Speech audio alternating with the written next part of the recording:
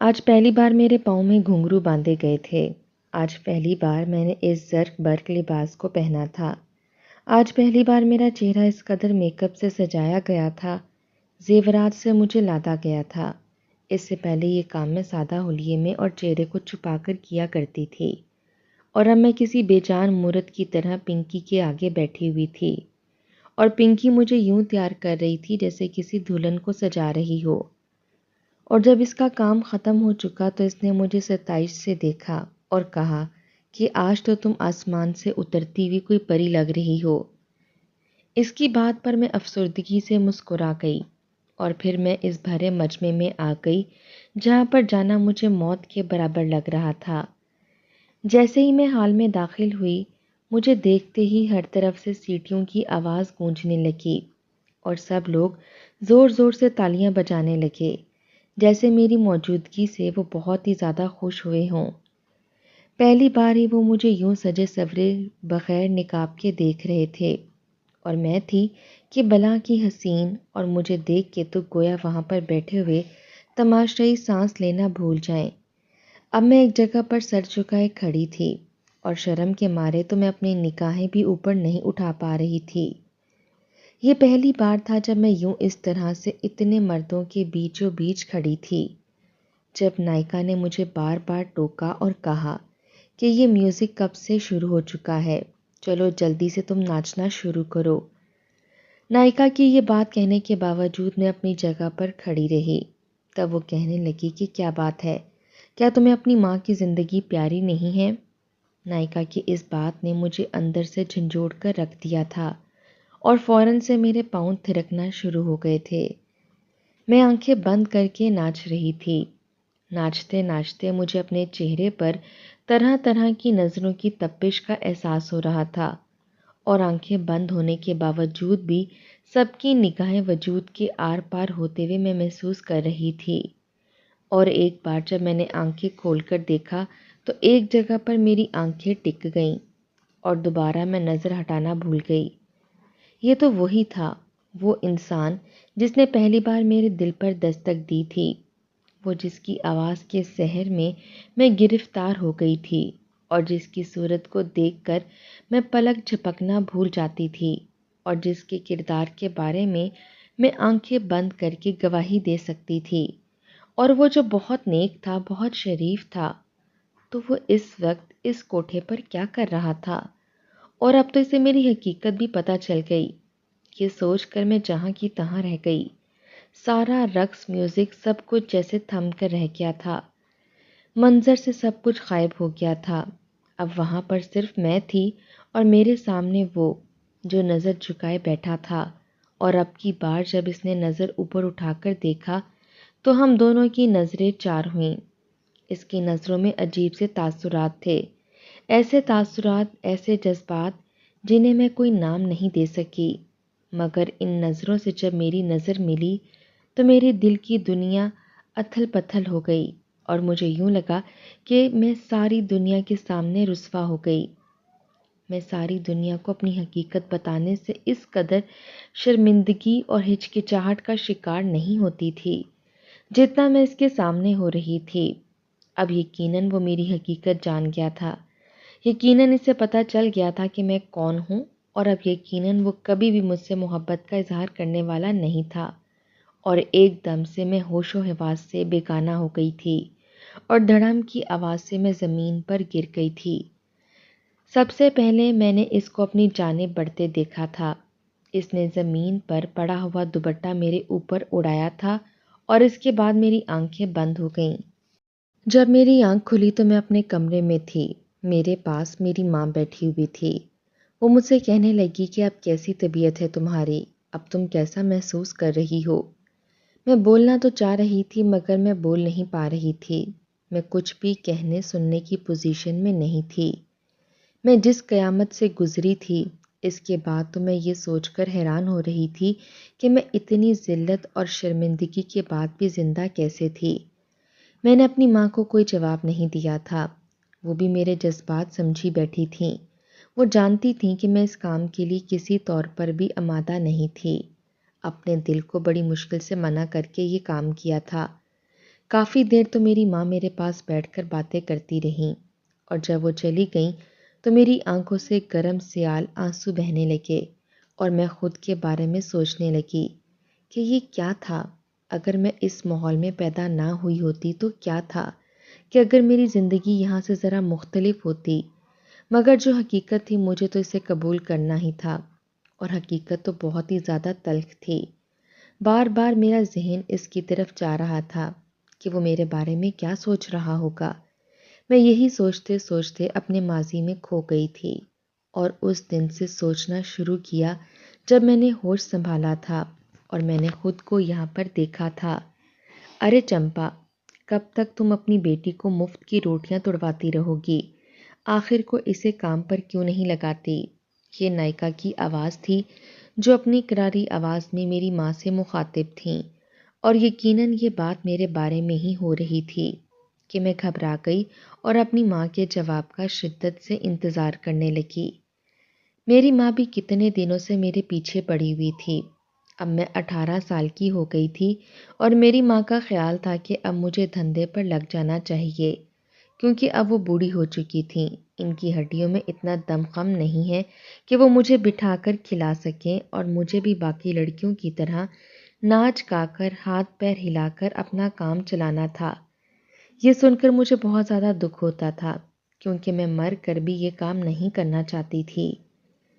میری پیدائش اسی کوٹھے پر ہوئی تھی۔ باقی لڑکیوں کی طرح میں بھی نہیں جانتی تھی کہ میرا باپ کون تھا۔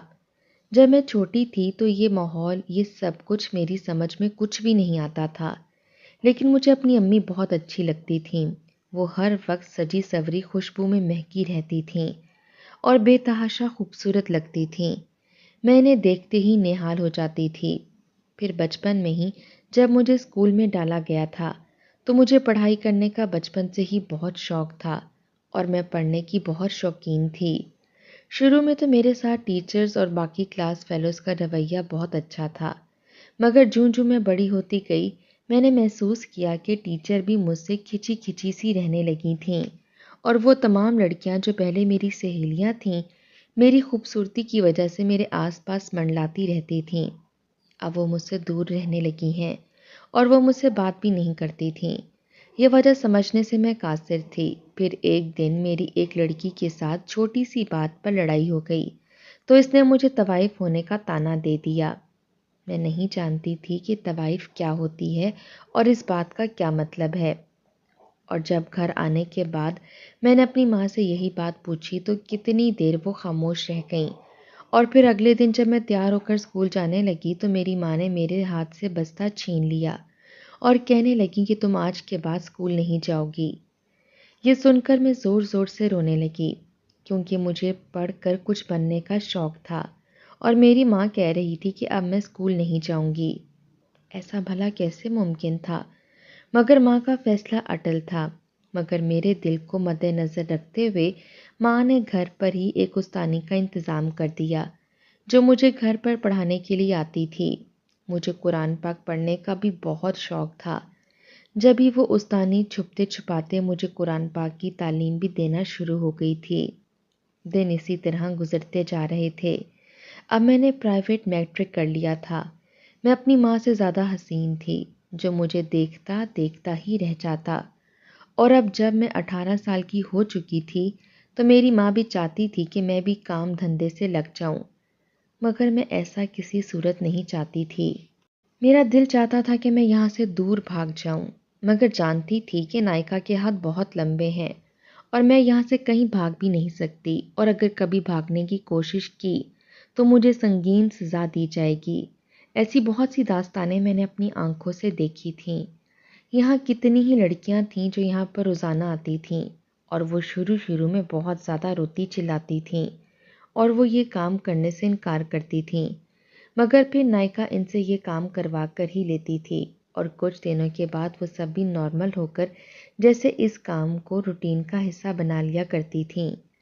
نائکا کو لگتا تھا کہ میں بھی اس کام کے لیے راضی ہو جاؤں گی، تبھی وہ بار بار ماں سے اصرار کرتی تھیں، مگر میرا انکار سن کر ماں کو اندازہ ہو گیا تھا کہ یہ میرا فیصلہ اٹل ہے اور میں اتنی آسانی سے ان کی باتوں میں نہیں آؤں گی۔ تبھی ایک دن میری ماں میرے پاس روتے ہوئے آئی۔ اس کے ہاتھ میں ایک فائل تھی اور وہ فائل میرے ہاتھ میں دیکھ کر وہ زور زور سے رونے لگیں۔ ان کے رونے سے میں حیران رہ گئی۔ جب میں نے فائل کو دیکھا تو میرے ہاتھ سے چھوٹ کر وہ نیچے جا گری۔ یہ سب کچھ کیا ہے؟ زندگی نے یہ کیسا کھیل کھیلا ہے؟ ان رپورٹس میں صاف طور پر لکھا تھا کہ میری ماں کو بلڈ کینسر تھا اور وہ ابھی ابتدائی سٹیج میں تھا۔ ابھی اس کا علاج ممکن تھا۔ ماں نے کہا کہ میں ابھی زندہ رہنا چاہتی ہوں، میں ابھی مرنا نہیں چاہتی۔ میری ماں جیسی بھی تھی میں اس سے محبت کرتی تھی اور میں اسے ابھی مرتے ہوئے نہیں دیکھ سکتی تھی، مگر اب مسئلہ یہ تھا کہ اس کا علاج کروانے کے لیے میرے پاس پیسے بھی نہیں تھے اور میری تعلیم بھی واجبی سی تھی۔ میں نے میٹرک تک پڑھا تھا اور وہ بھی پرائیویٹ۔ مجھے آخر کون سی ایسی نوکری مل سکتی تھی جس سے میں اپنی ماں کا علاج کروا سکتی تھی، کیونکہ یہ علاج تو لاکھوں میں ہو سکتا تھا۔ تبھی میری ماں روتے ہوئے بولی کہ اگر تم میری بات مان لو تو یہ ذرا سی قربانی دے دو تو میرا علاج کروا سکتی ہو۔ اور میں یہ سن کر مزید پریشان ہو گئی کہ میں بھلا ایسا کیسے کر سکتی ہوں؟ اس کے لیے تو میں کبھی بھی خود کو آمادہ نہیں کر سکتی تھی، مگر ایک طرح میرے دل کی خوشی تھی، میرے دل کا سکون تھا، تو دوسری طرف میری ماں کی زندگی تھی۔ اور پھر جب ماں بار بار اصرار کرنے لگی تو میرے پاس اس بات کو ماننے کے علاوہ کوئی بھی چارہ نہیں تھا۔ میں نے بھی اس کوٹھے پر رقص کرنے کی حامی بھر لی تھی، مگر اپنی ماں سے میں نے وعدہ لیا تھا کہ میں اپنے چہرے کو چھپا کر یہ کام کروں گی، اور دوسرا وعدہ میں نے اپنی ماں سے یہ لیا تھا کہ میں برقع پہن کر درس میں جاتی رہوں گی، اور اس کے ساتھ میں نے چھپ کر قرآن پاک بھی حفظ کرنا شروع کر دیا تھا۔ جب میں قرآن پاک پڑھ رہی تھی، اس کی آیات مجھ پر آشکار ہو رہی تھیں، تو مجھے اس بات کا احساس ہو رہا تھا کہ ہم اس قدر گناہ گار لوگ اور کس قدر گناہ کی دلدل میں پھنسے ہوئے ہیں، مگر میری مجبوری تھی، میں اپنی ماں کی وجہ سے مجبور تھی، میں اس کو چھوڑ کر کہیں دور نہیں جا سکتی تھی، اور اس کے ساتھ رہتے ہوئے یہ کام کرنے پر بھی مجبور تھی، کیونکہ اگر میں ایسا نہ کرتی تو میں اس کا علاج نہیں کروا سکتی تھی، اور ایک بار اگر اس کا علاج ہو جاتا تو میں اپنی ماں کو لے کر یہاں سے بہت دور چلی جاتی اور کسی بھی گھر میں کام کر کے محنت مزدوری کر کے اپنی اور اپنی ماں کا پیٹ پال سکتی تھی۔ میں نے یہ فیصلہ کر لیا تھا کہ میں دوبارہ اس کے بعد کبھی بھی گناہ کے قریب نہیں جاؤں گی۔ انہی دنوں جس درس میں قرآن پاک میں حفظ کر رہی تھی، وہاں پر ایک بہت بڑے اسکالر آنے لگے تھے۔ وہ مجھ سے محض چند سال ہی بڑے تھے، مگر ان کا مطالعہ بہت وسیع تھا، اور اس کے ساتھ ساتھ انہوں نے مزید تعلیم کا سلسلہ بھی جاری رکھا ہوا تھا۔ ان کی آواز بہت خوبصورت میٹھی تھی، اور ان کے لفظوں سے اس قدر تاثیر تھی کہ وہ جو بھی بات کہتے تھے گویا ہمارے دل میں اتر جاتی تھی۔ میں سر جھکائے ان کی باتوں کو سنتی رہتی تھی، کبھی بھی آنکھ اٹھا کر ان کے چہرے کی جانب نہیں دیکھا تھا، اور جب ایک بار انہوں نے عورت کے پردے کے معاملات پر گفتگو کرنی شروع کی تو میں نے سر اٹھا کر چونک کر ان کی طرف دیکھا، اور اس وقت وہ بھی میری طرف دیکھ رہے تھے۔ وہ پہلی بار تھا جب میں نے ان کے چہرے کی طرف دیکھا تھا، اور یوں ہماری نظر ملی تھی، اور مجھے یوں لگا تھا جیسے ان کی نظر میری روح تک میں اتر گئی ہو۔ میں نے فوراً سے اپنی نظریں جھکا لیں، اور ان کی باتیں میرے دل پر اثر کر رہی تھیں۔ واقعی اسلام میں پردے کا سخت حکم تھا، مگر میں کیا کر رہی تھی؟ مجبوری کا نام لے کر میں کتنے ہی غیر مردوں کے سامنے ناچ رہی تھی۔ میں نے بظاہر اپنا چہرہ تو چھپایا ہوتا تھا، مگر میرا جسم دیکھ کر تو سبھی اپنی آنکھیں سینک رہے ہوتے تھے۔ ان باتوں نے مجھ پر بڑا اثر کیا، اور میں نے سوچ لیا تھا کہ میں کوئی محنت مزدوری کروں گی اور یہ کام چھوڑ دوں گی۔ اور پھر میں نے درس والی باجی سے بات کرنی شروع کر دی کہ مجھے کہیں پر کام لگوا دیں، مجھے پیسوں کی سخت ضرورت ہے، اور انہوں نے بھی جب میری تعلیم دیکھی تو انہیں بھی مایوسی ہوئی، اور وہ کہنے لگیں کہ اتنی کم تعلیم میں تو نوکری ملنا بہت مشکل ہے، لیکن میں کوشش کر کے دیکھتی ہوں کہ ہو سکتا ہے کہ تمہارا کام کہیں بن جائے۔ دن اسی طرح گزرتے جا رہے تھے۔ اب وہ اسکالر ذوالفقار حسین، اب انہوں نے یہاں پر آنا چھوڑ دیا تھا، کیونکہ اب ان کی کسی یونیورسٹی میں جاب لگی تھی، اور اب ان کے پاس اتنا وقت نہیں ہوتا تھا۔ تب مجھے احساس ہوا کہ میں تو ان کی محبت میں گرفتار ہو گئی، اور جب وہ یہاں پر نہ تھے تو میرا دل ان کو دیکھنے کے لیے مچل جاتا تھا۔ میں نے بہت مشکل سے اپنے دل کو سمجھایا اور خود کو اپنی اوقات یاد دلائی کہ میں ایک طوائف کی بیٹی ہوں اور ایک طوائف ہوں۔ میری بھلا شریف اور نیک انسان سے شادی کیسے ہو سکتی ہے اور وہ مجھے کس طرح سے اپنا سکتے ہیں؟ اور پھر ایک دن تو گویا مجھ پر قیامت بن کر گزرا جب میری ماں نے مجھے کہا کہ آج کے بعد تم چہرے سے نقاب ہٹا کر ڈانس کیا کرو گی، کیونکہ یہ تمہارے تماشائیوں کی فرمائش ہے کہ وہ تمہارا چہرہ بھی دیکھنا چاہتے ہیں۔ جب میں نے انکار کیا تو اس دن میری ماں کی طبیعت زیادہ خراب ہونا شروع ہو گئی اور وہ کہنے لگیں کہ اس طرح سے لوگ پیسے کم دیتے ہیں اور اگر تم میری بات مانو گی تو وہ زیادہ پیسے دینے لگیں گے اور پھر کم وقت میں ہی تم اتنے پیسے اکٹھے کر لو گی کہ تم میرا علاج کروا سکو گی اور پھر تمہاری اس کام سے بھی جان چھوٹ جائے گی۔ ماں کی بات سن کر میں نے کڑوا گھونٹ بھرا اور ان کی بات مجھے ایک حد تک معقول لگی۔ اگر میں بغیر نقاب کے مجرا کروں گی تو کم وقت میں ہی اتنے زیادہ پیسے کما لوں گی، میں اپنی ماں کا علاج کروا سکوں گی اور اس کے بعد مجھے یہ کام کرنے کی ضرورت ہی نہیں پڑے گی۔ مگر میں کیا جانتی تھی کہ آج کے دن ہی میری اس شخص پر نظر پڑ جائے گی، کیونکہ میرا چہرہ تو میک اپ تلے چھپا ہوا تھا۔ میں نہیں جانتی تھی کہ اس نے مجھے پہچان لیا تھا یا نہیں۔ اگر پہچان بھی لیا ہوتا تو بھی کیا ہو سکتا تھا؟ کون سا اس نے مجھے اپنا لینا تھا؟ اور میری جیسی لڑکیاں جن کی پیدائش اس کوٹھے پر ہوتی ہے، ان کا مستقبل تاریکی ہوتا ہے اور وہ کبھی بھی کسی کی دلہن نہیں بن سکتی۔ اور اب تو میں نے درس بھی جانا چھوڑ دیا تھا کیونکہ وہاں پر ہونے والی باتیں میری ضمیر کو جھنجھوڑ دیا کرتی تھیں اور میں نہ چاہتے ہوئے بھی یہ کام کرنے پر مجبور تھی۔ اور دو باتیں مجھے مزید بے چین کر دیا کرتی تھیں۔ میں درس جاتی تھی تو وہاں پر باجی کی سنائی کئی آیات میرے ضمیر کو جھنجھوڑ دیا کرتی تھیں، مزید کوفت میں مبتلا ہو جایا کرتی تھی کہ آخر میں کروں تو کیا کروں۔ وہ دن جب میں آخری بار درس گئی تھی تب بھی باجی پردے کے معاملات پر گفتگو کر رہی تھیں۔ میں اس سے زیادہ سن نہیں سکی اور فوراً سے واپس اپنے گھر آ گئی۔ اس دن میں معمول سے زیادہ جلدی واپس آئی تھی اور ساتھ ہی میں برقع اتارنے کے بعد سیدھا اپنی ماں کے کمرے میں گئی تاکہ پتہ کر سکوں کہ اس کی طبیعت کیسی ہے، کیونکہ رات بھر ان کی طبیعت بہت زیادہ خراب رہتی تھی۔ جب میں دروازے کے پاس پہنچی تو اپنی ماں کی بات سن کر میرے پیروں تلے سے زمین نکل گئی۔ وہ نائکا کے ساتھ ہی تھیں اور کہہ رہی تھیں کہ دیکھا آپ نے اپنی بیٹی کو کس طرح سے راستے پر لگا دیا۔ اگر میں اپنی بیماری کا بہانہ نہ کرتی تو وہ کبھی بھی ہماری بات نہیں مان سکتی تھی اور کبھی بھی اس بات کے لیے تیار نہ ہو سکتی تھی۔ یہ سنتے ہی میرے پیروں تلے سے زمین نکل گئی اور میں دھاڑ سے دروازہ کھول کر کمرے میں داخل ہوئی۔ غصے کی شدت سے میرا پورا وجود کانپ رہا تھا۔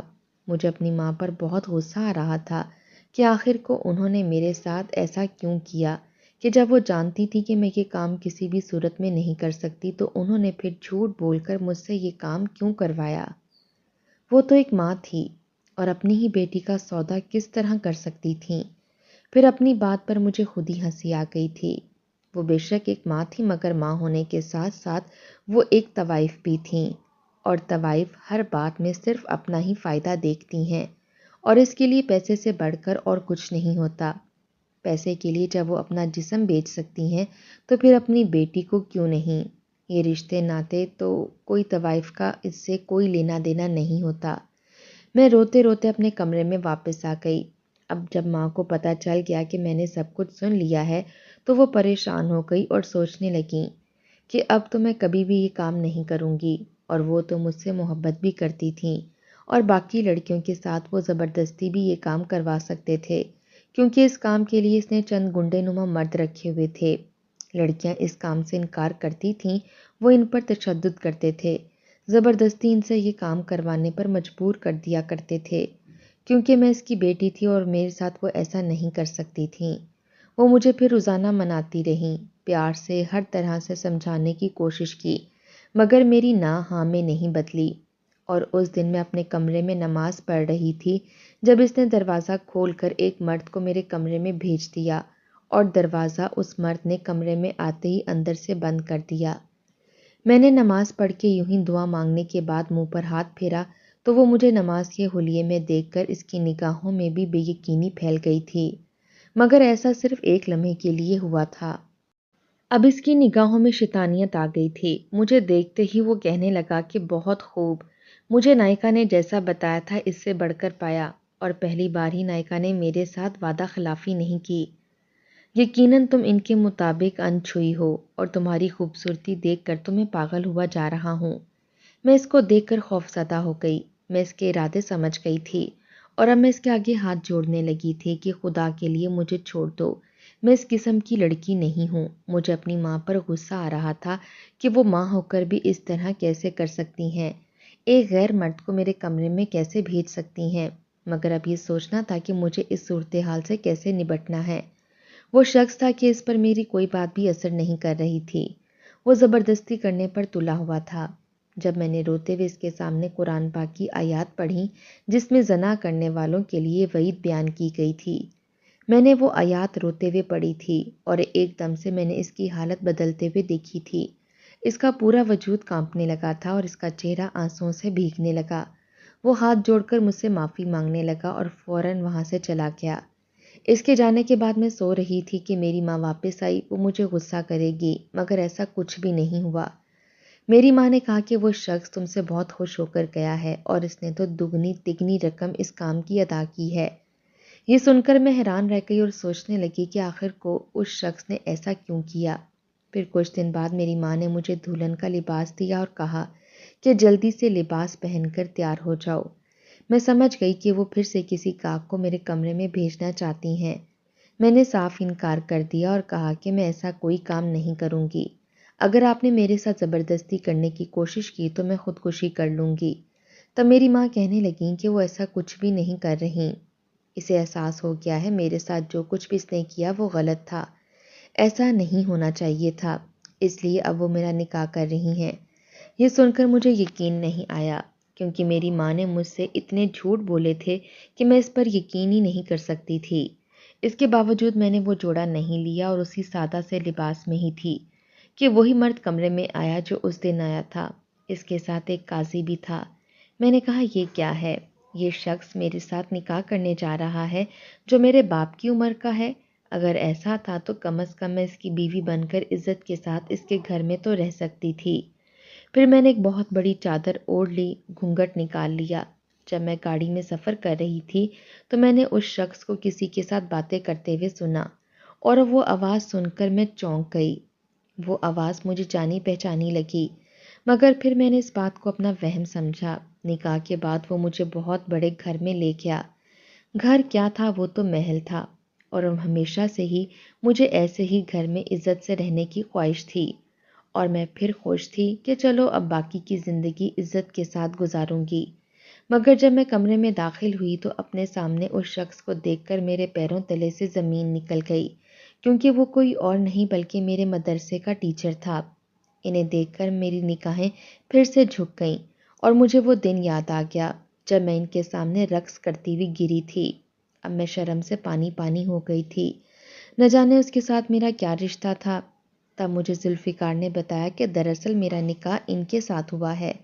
میں تو اس وقت اتنی بدحواس تھی کہ میں نکاح نامے پر نام دیکھنا ہی بھول گئی تھی، اور اب جب میں نے یہ بات سنی تو مجھے اپنے کانوں پر یقین ہی نہیں آیا تھا۔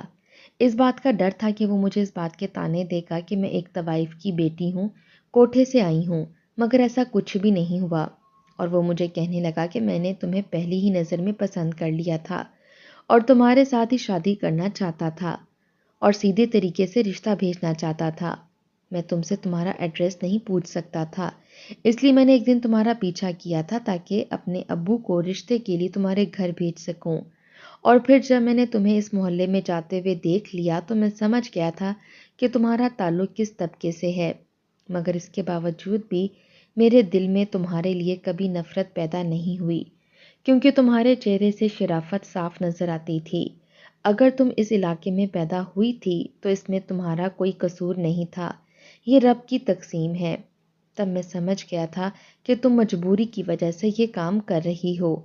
اس دن میں اپنے دوستوں کے مجبور کرنے پر وہاں گیا تھا، اور جب میری نظر تم پر پڑی تو میں نے سوچ لیا تھا کہ میں تمہیں یہاں سے دور لے کر جاؤں گا۔ جب میں نے اپنے باپ سے اس بارے میں بات کی تو انہوں نے صاف انکار کر دیا اور کہا کہ تمہارے ساتھ اس کی شادی نہیں کر سکتے۔ میں اپنے باپ کے حکم کی روگردانی نہیں کر سکتا تھا، اس لیے خاموش ہو کر رہ گیا تھا۔ مگر میں اس بات سے بھی انجان نہیں تھا کہ میرا باپ بھی ذرا رنگین مزاج انسان ہے۔ انہیں میں کئی بار اس کام سے منع کر چکا تھا، مگر وہ ہمیشہ میری بات ایک کان سے سن کر دوسرے کان سے نکال دیا کرتے تھے۔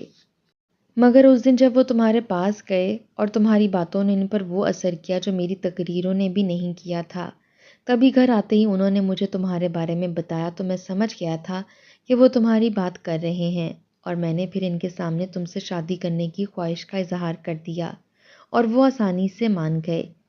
اپنے شوہر سے یہ ساری باتیں سن کر مجھے اپنی خوش قسمتی پر ناز ہو رہا تھا، کیونکہ میں اس ماحول سے نکلنا چاہتی تھی اور میں چاہتی تھی کہ کسی بھی طرح سے میری وہاں سے جان چھوٹ جائے، اور اب خدا کا شکر تھا کہ میری وہاں سے جان چھوٹ گئی تھی۔